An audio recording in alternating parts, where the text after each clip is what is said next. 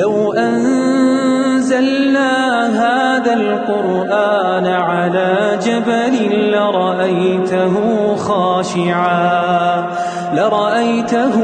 خاشعا متصدعا من خشية الله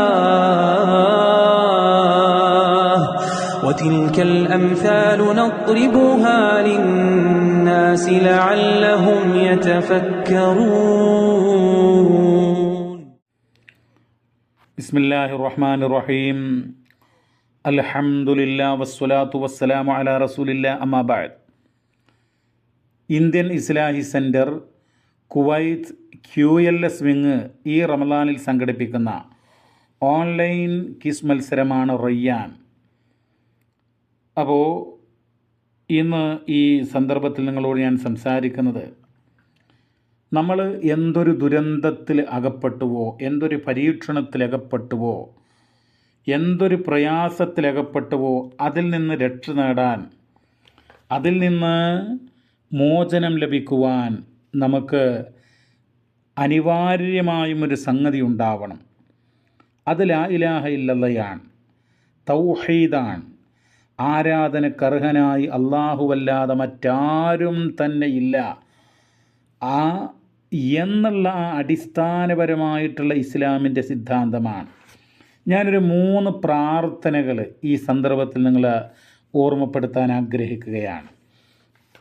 നമുക്കറിയാം, ഒന്നാമതായിട്ട് മഹാനായ യൂനുസ് നബി അലൈഹിസ്സലാത്തു വസ്സലാം, അദ്ദേഹം കൂരാക്കൂരിരുട്ടിൽ സമുദ്രത്തിൻ്റെ ഇരുട്ടിനകത്ത്, അതായത് ഖുർആൻ പറയുന്നത് ഫനാദാ ഫിദ്ദുലുമാത്ത് എന്നാണ്, ഇരുട്ടറകളിൽ വെച്ചുകൊണ്ട് അദ്ദേഹം വിളിച്ച് പ്രാർത്ഥിച്ചു. എന്താ പ്രാർത്ഥിക്കുന്നത്? ലാ ഇലാഹ ഇല്ലാ അൻത സുബ്ഹാനക ഇന്നി കുന്തു മിനൽ ളാലിമീൻ. നീയല്ലാതെ ആരാധനക്കർഹനായിട്ട് മറ്റാരും തന്നെയില്ല, നീ മഹാപരിശുദ്ധനാണ്, ഞാൻ അക്രമകാരികളിൽ പെട്ടുപോയിരിക്കുന്നു. അപ്പോൾ ഒരു വലിയ അന്ധകാരം, നമുക്കറിയാം, ഇരുട്ട്, അതോടൊപ്പം സമുദ്രത്തിൻ്റെ ഇരുട്ട്, മത്സ്യത്തിൻ്റെ വയറ്റിനകത്ത് ആ ഒരു ഇരുട്ട്, അപ്പോൾ ഇരുട്ടുകൾക്ക് മേൽ ഇരുട്ട്, അങ്ങനെയുള്ള വലിയ ദുരിതത്തിലകപ്പെട്ടിട്ട് ആ മഹാനായ പ്രവാചകൻ പ്രാർത്ഥിക്കുന്നത് തൗഹീദിൻ്റെ വചനം വെച്ചുകൊണ്ടാണ്. അപ്പോൾ ലാ ഇലാഹ ഇല്ലല്ലാ അത് നമ്മൾ നിരന്തരം അടിയുറച്ച് പ്രഖ്യാപിക്കണം.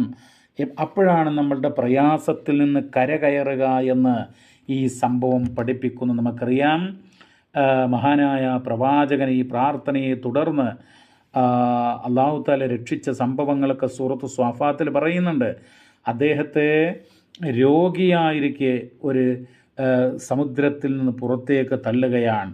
വഅംബത്നാ അലൈഹി ഷജറത്തൻ മിൻ യഖ്തീൻ, അങ്ങനെ അദ്ദേഹത്തിന് യഖ്തീൻ എന്ന് പറയുന്ന ഒരു സസ്യം മുളപ്പിച്ചു കൊടുത്തു എന്നാണ്. ചുരക്ക വിഭാഗത്തിൽപ്പെട്ട ഒരു ചെടിയാണത്. ആ ഒരു ഭക്ഷണം അത് അദ്ദേഹത്തിന് അല്ലാഹു തആല മുളപ്പിച്ച് നൽകിയെന്നാണ്.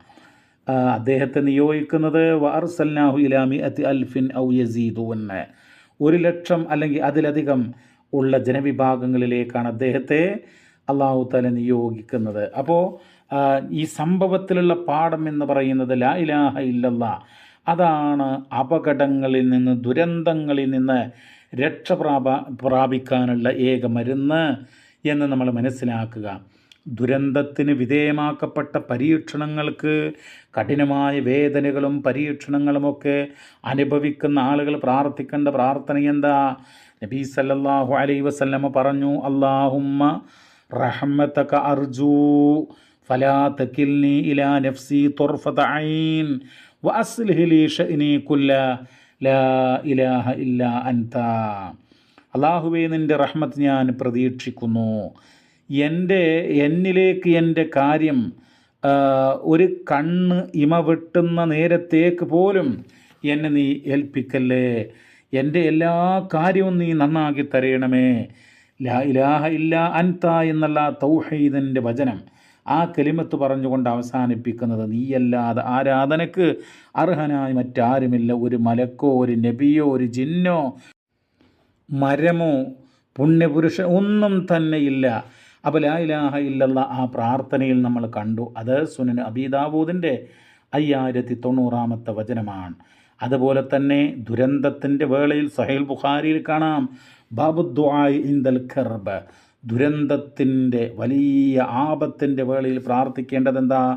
ലാ ഇലാഹ ഇല്ലല്ലാഹുൽ അളീം അൽ ഹലീം ലാ ഇലാഹ ഇല്ലല്ലാഹു റബ്ബുസ് സമാവാതി വൽ അർദ് വറബ്ബുൽ അർശിൽ അളീം. കണ്ടു, ലാ ഇലാഹ ഇല്ലല്ലാഹ് ആവർത്തിച്ചു കൊണ്ടുള്ള പ്രാർത്ഥനയാണ് അതിനകത്ത് നമുക്ക് കാണാനായിട്ട് കഴിയുന്നത്.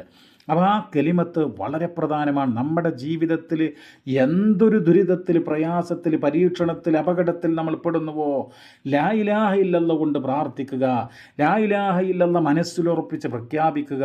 തൗഹീദാണ് എല്ലാ വിജയത്തിൻ്റെയും അടിസ്ഥാനപരമായിട്ടുള്ള ഒരു മാനദണ്ഡം എന്ന് മനസ്സിലാക്കുക. അള്ളാഹു അനുഗ്രഹിക്കട്ടെ. വസല്ലല്ലാഹു വസല്ലം അലാ നബീന മുഹമ്മദ് വൽഹംദുലില്ലാഹി റബ്ബിൽ ആലമീൻ.